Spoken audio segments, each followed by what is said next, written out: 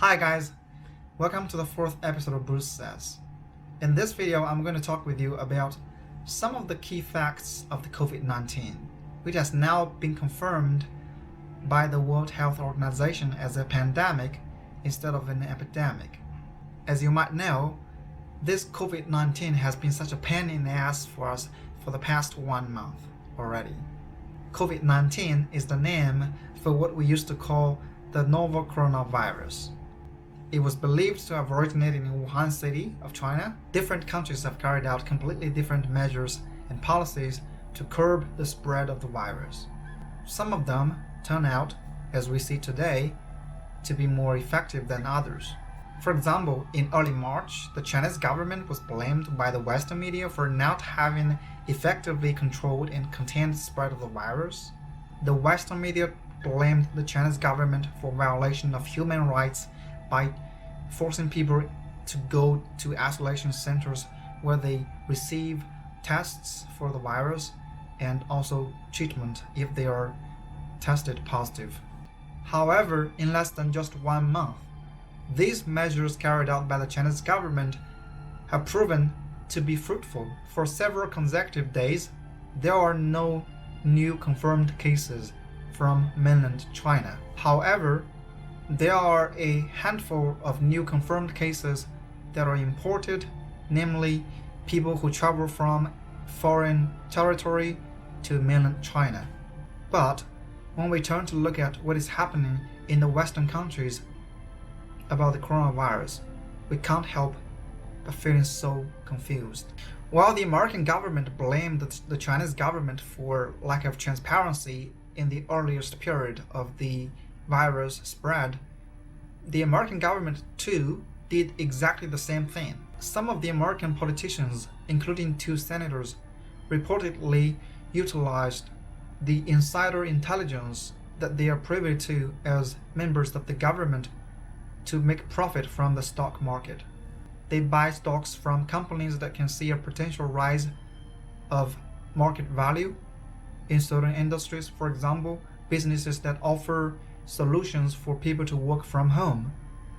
At the same time, they sell stocks of companies that might be negatively impacted by the virus, including businesses in the hospitality industry, tourism industry, and aviation industry. While these politicians were busy making inside trading in the stock market to make profits for their portfolio of investment in the stock market, they went to the public to tell the American people that everything is under control and that the United States is as prepared as it could for the spread of the virus. And that has been proved to be completely wrong. So it is true, money never slips, even during a pandemic.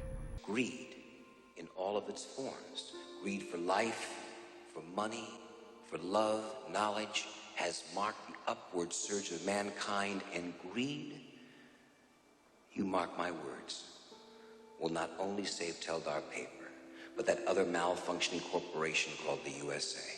As the American government realized that the pandemic is going to have such a major impact on the American economy, they released most recently a stimulus package to boost economic growth and recovery in the market. According to statistics, each individual working class American would be eligible for $1,200 worth of compensation from the stimulus package. However, for the people that are poorer, they are only able to have $600 on average. This prejudice policy can be reasonably explained by the concern of the American government over the economic stability. They are worried that there might be another round of the global financial crisis like the one that we observed in 2007. We all know that the working class are actually the most important pillar of the economic robustness of the US. And when a lot of the American working class families are not able to make ends meet or pay their mortgage payment, then it will be significant problems for the American economy. That is why the American government has to focus on saving the working class families that are richer than those that are beneath the middle class in the social pyramid of the US.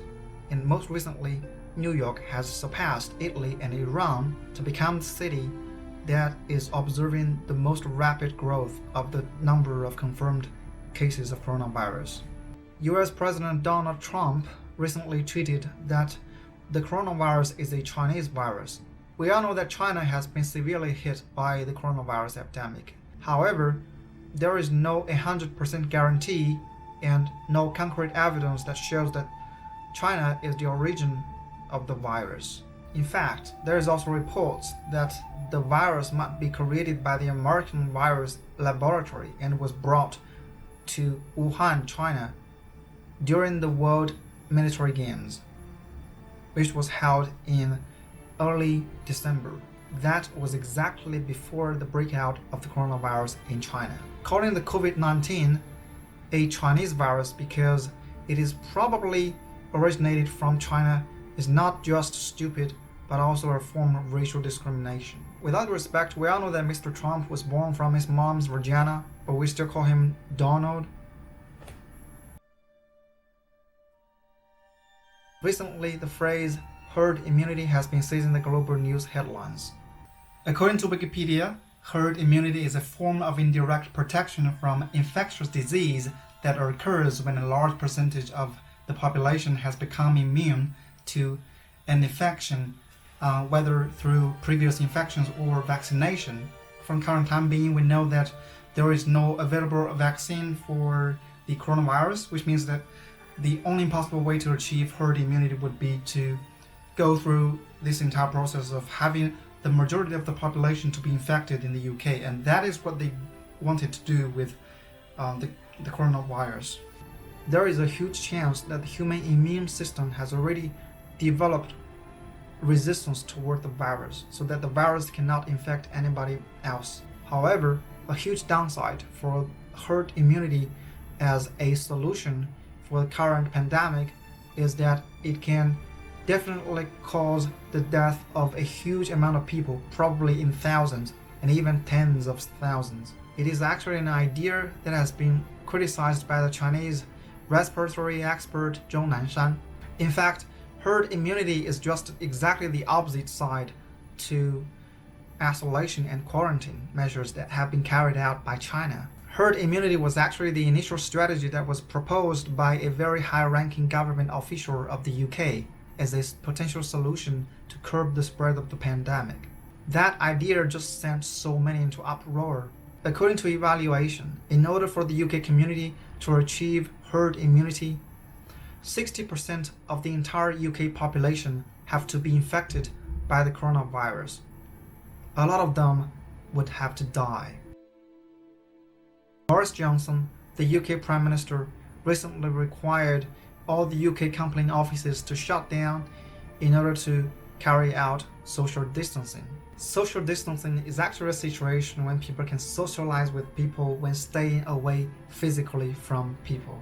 This is actually enabled only by the rapid development of the telecommunications technology, including mobile network, smartphone. Social distancing actually has been carried out in China ever since late February till now. The entire Chinese population has been forced to stay indoors at home in order to carry out social distancing, and that has proved to be so effective. In fact, we all know that the COVID-19 pandemic has been getting so much worse than they were about 1 or 2 weeks ago in the Western world.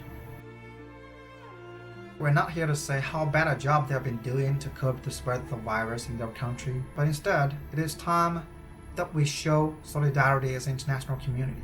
Solidarity means that we have to help each other, extend our hands to those that are in shortage of medical supplies, for example, masks and respiratory machines.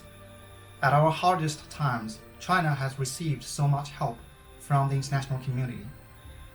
And now we are giving back much more. Countless masks, respiratory machines, and other direly needed medical supplies have been sent to 89 countries and 4 international organizations from China. And we even sent our best doctors and medical experts to countries devastated by the pandemic. Iran, Iraq, Pakistan, Serbia, Cambodia, and Italy. In the end, it's so easy to find someone else to blame for the pandemic. But finding a scapegoat does not help solve our problems. Government officials offering misleading or even wrong information will not benefit us. Moreover, it is counterproductive for the common good. Politicians should not be allowed to profit from the stock market using insider intelligence only privy to them, while sending misleading information to calm down the public for their own good. This is utterly despicable and illegal. This is really the time to give up the herd immunity bullshit. This is the time for us to think about the 99%. And this is the time for social distancing, collaboration, and solidarity. And in such critical moments, we need a strong leader, someone that is able to ask the hard questions, to take tough actions, to do whatever is necessary. We need a leader, someone that we can turn to when the night is darkest.